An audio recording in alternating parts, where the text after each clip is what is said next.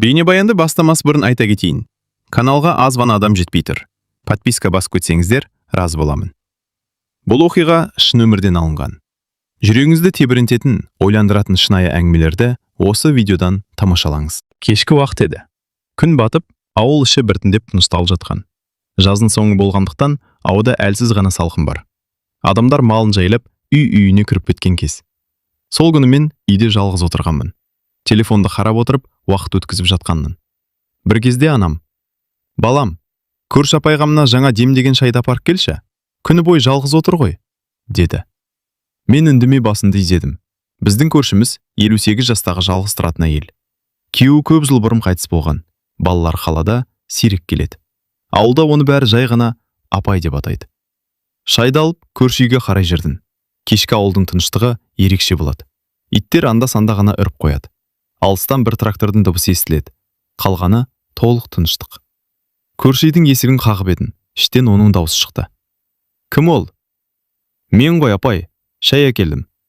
Есік ашылды. Апай күлімсіреп тұр екен. «Кір, балам, рахмет». Үйдің іші жылы, жарығы ашық. Үстел үстінде печенье, кәмпит, тосап, бәрі дайын тұр. «Ой, апай, қонақ күтіп отырғанда екенсіз ғой», дедім әзілдеп. «Қонақ қайдан болсын? Өзім үшін қойдым. Жалғыз адамға да кейде дастархан жайғың келеді», деді ол жай ғана. Мен шайды үстелге қойдым. Енді кетейін деп тұрғанымда апай: «Асықпай отыршы, 2 минут әңгімелесіп ет. Жалғыз адамға кейде бір ауыз сөздің өзі керек», деді. Ойлап қарасам, расында асығып тұрған ештеңе жоқ еді. «Жарайды апай», деп отырдым. Ол шай құйып берді. Алғашқыда әңгіме қарапайым нәрселерден басталды. Ауылдағы жаңалықтар, көршілер, мал-жан туралы. Бірақ бір кезде апай күрсініп алды. «Кейде осы үй тым тыныш болып кетеді», деді. Мен үндемей тыңдап отырдым. Бұрын бұл үйде өмір бар еді. Күйеуім тірі кезде, балалар кішкентай кезде үйден күлкі кетпейтін. Оның даусы сәл бәсеңдеп кетті. «Ал қазір», деді де тоқтап қалды. Бір сәт үнсіздік орнады. Сосын ол маған қарап: «Сен шаршап тұрған жоқсың ба?» деді. «Жоқ». «Онда тағы бір шай іш». Мен басымды изедім. Уақыт қалай өткенін байқамай қалдық. Әңгіме бірінен кейін бірі жалғасып жатты. Сағатқа қарасам, түнгі 11 болып қалыпты. «Ой, апай, кеш болып кетіпті. Мен үйге қайтайын», дедім орнымнан тұрып. Ол маған біртүрлі қарап қалды. Сосын жай ғана айтты: «Бүгін ерте кетпе». Мен таңғалып: «Неге?» дедім.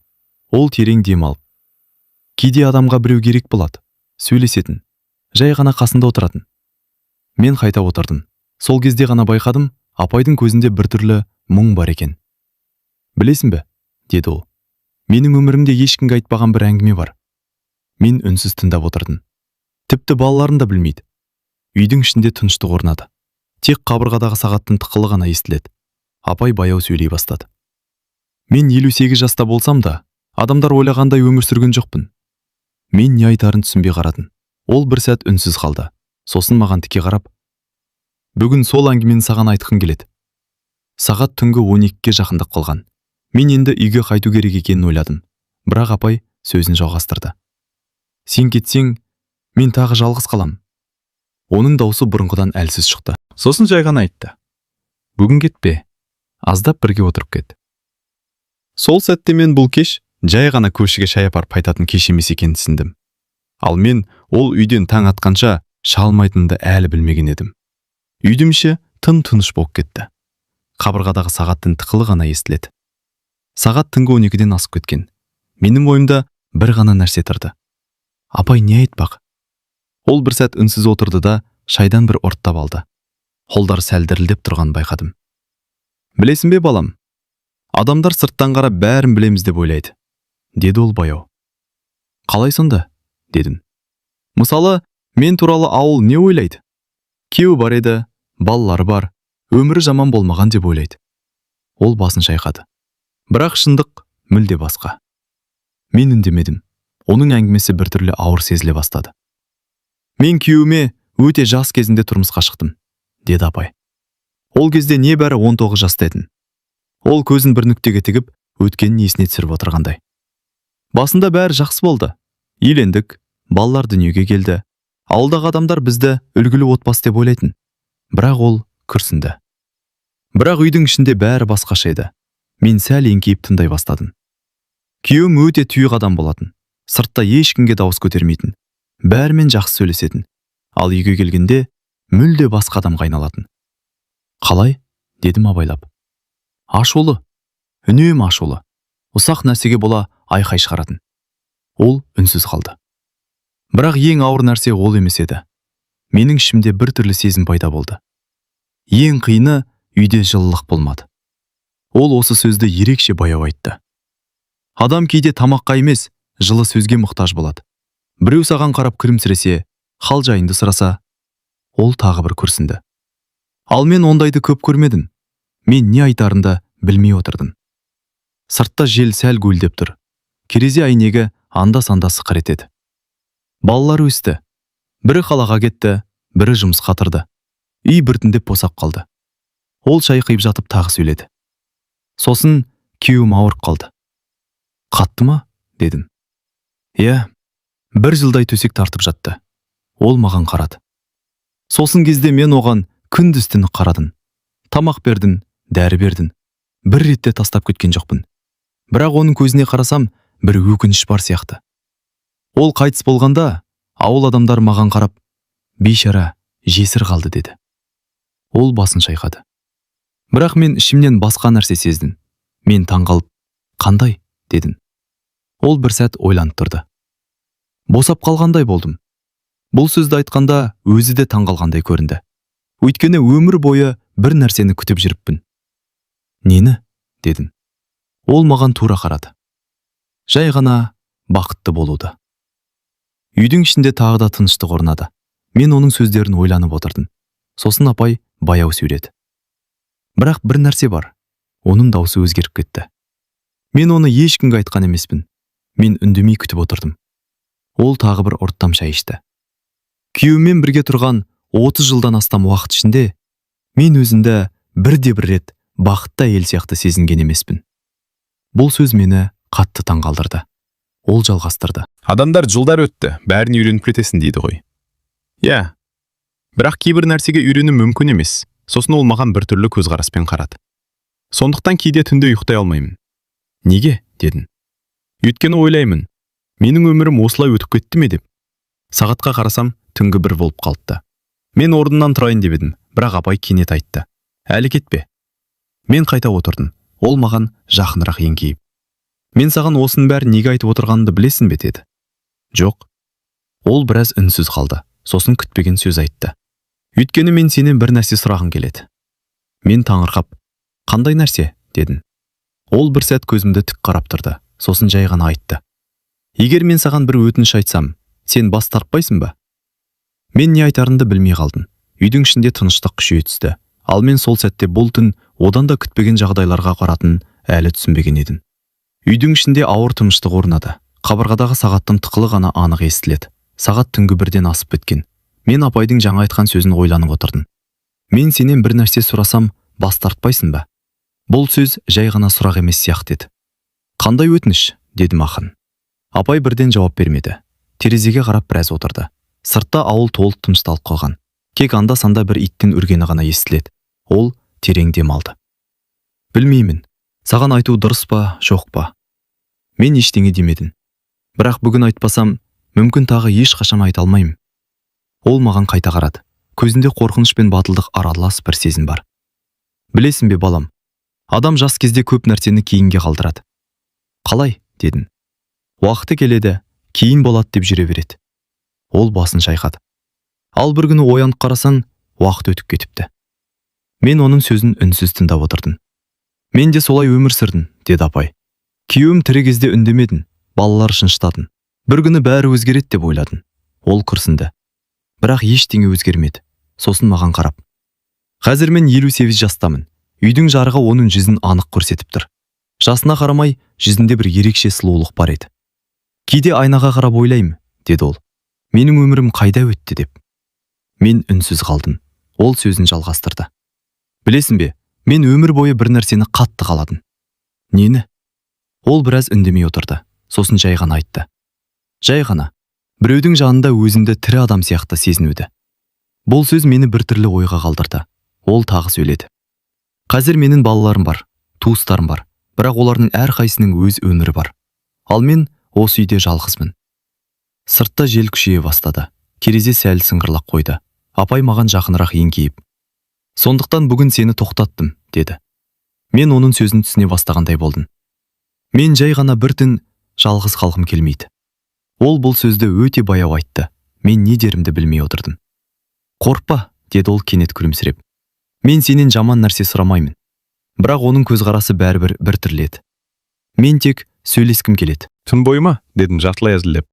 Ол басын изеді. Иә, түн бойы. Мен сағатқа қарадым.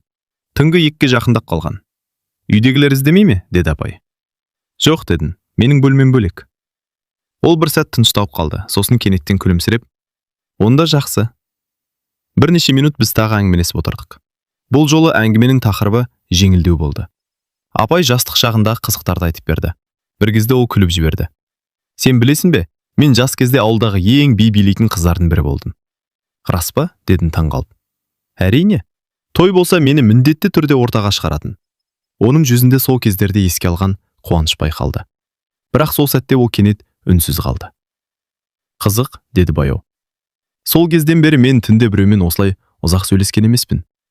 Сағат 3-ге жақындап қалған. Мен орнымнан тұрып: "Апай, мен кетейін бе?" дедім.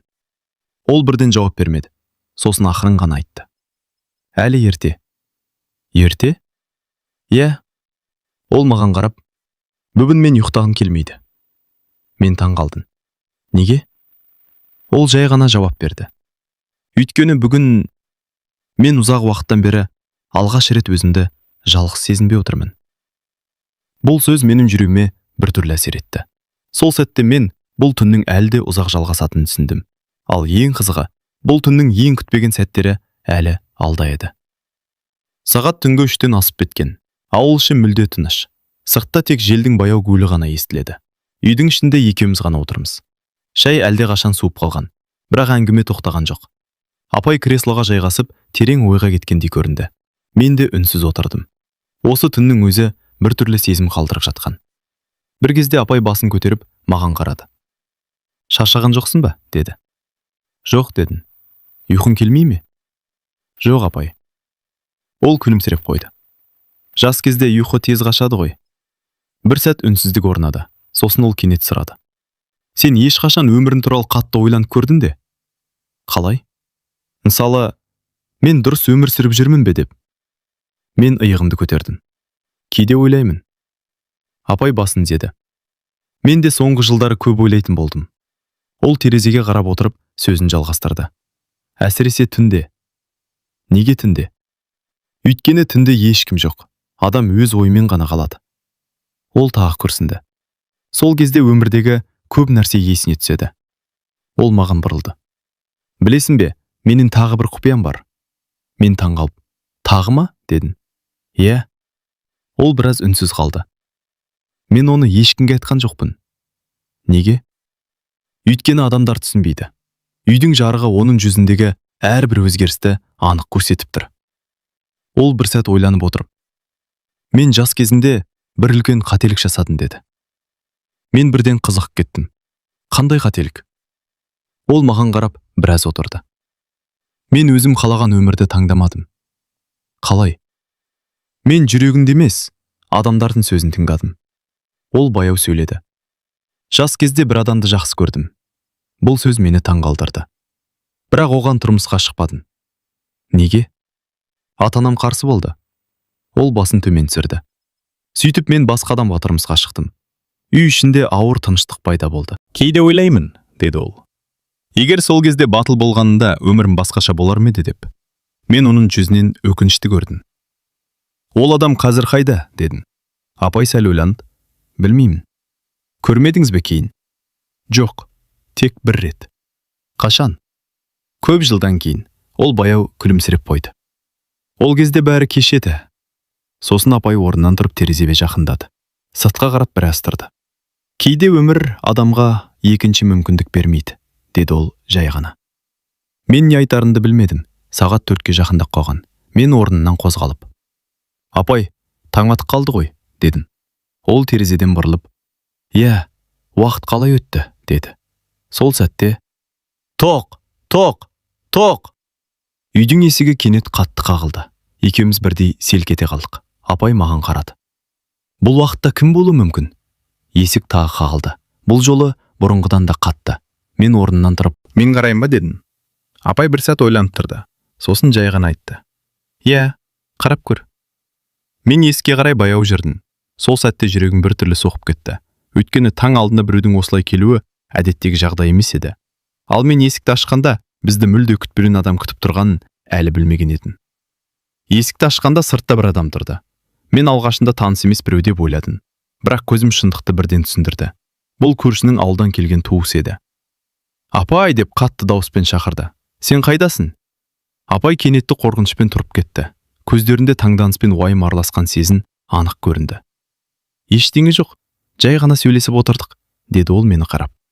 Туысы күдікпен маған қарады. Саған кім? Деді салқын дауыспен. Апай орнынан тұрып тыныс алып жауап берді. Бұл жай ғана көрші, деді ол дауысы дірілдеп. Мен оған бір әңгімені айтып отыр едім. Туысы басын шайқап, бірақ одан әрі дауыс көтерді. Осы уақытта, түн ортасында, не істеп отырсыңдар? Үйдің ішінде бір түрлі кернеу пайда болды. Мен үндемей отырдым. Тек жағдайды бақылап тұрдым. Апай менің алдыма шықты. Сақ бол балам, мұны түсіндірмесек, ауыл адамдары дұрыс түсінбейді, деді. Сол сәтте туысы кенеттен есік жаққа қарап, бұл туралы ертең бәрі біледі, деп бір ауыз сөз айтты да, қайтадан ауылға қарай кетуге ыңғайланды. Апай кенеттен үндемей қалды. Оны бір түрлі сезім биледі. Қорқыныш, уайым, өкініш бәрі араласқан. Мен оған қарап, апай, бәрі жақсы болады дедім.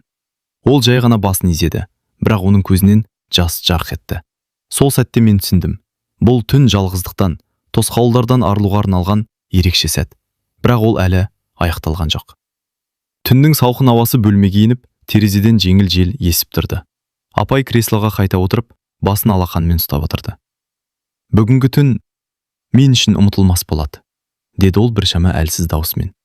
Ал мен бұл түннің таңға дейін созылатынын және одан да күтпеген оқиғалар болатынын әлі білмедім. Түннің соңғы сағаттар еді. Жел сыртта әлде естіліп тұр, бірақ ол бұрынғыдан әлдеқайда бәсең. Біз екеуміз апаймен әлі отырмыз. Көршінің туысының кетуі жағдайды біршама тыныштандырды, бірақ бөлмедегі кернеу әлі сақталды. Апай орнынан тұрды да терезеге жақындап сыртқа қарады. Қызғылт сары таң сәулесі ауылдағы үйлердің үстін жауып үлгерген. Ол терең дем алып маған қарады. Қарашы, таң атты. Мен үшін жаңа күн басталды. Мен оның жанында отырып, түні бойға әңгімені ойладым. Шындығында бұл тек әңгіме емес, ол өз өміріндегі ұмытылмас түнін бөліскен уақыт болды. Сен білесің бе? Деді апай. Кейде адам біреуге өз сырын айтып, жай ғана сөйлесіп отыру арқылы бақытты бола алады. Мен басымды изедім. Сол сәтте түсіндім.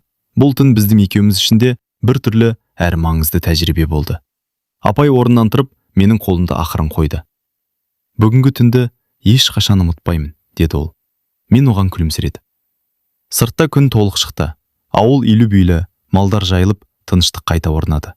Бірақ біздің ішкі тыныштық біз үшін ғана ерекше еді. Енді сен кетесің бе? Деді апай. Енді даусы бұрынғыдан жылы. Иә, дедім. Бірақ бұл түн ешқашан ұмытылмайды. Ол мені ұзақ қарап, соңғы рет күлімсіреді. Солай болсын, деді. Келесі жолда тек әңгімелесуге ғана келесің деп үміттенемін. Мен орнымнан тұрдым, есікті жауып, сыртқа шықтым. Ауылда таңғы тыныштықпен бірге жаңа күн басталды. Ал мен жүрегімде бір ерекше сыр қалдырдым. 58 жастағы көшімнің сол түні мені таңға дейін ұйықтатпауы тек жай әңгіме емес, өмірдегі жалғыздық пен жылылықты сезінудің белгісі еді. Таң атқанда мен түсіндім. Кейде адамдарға ең үлкен сый қолдау мен қарапайым әңгіме.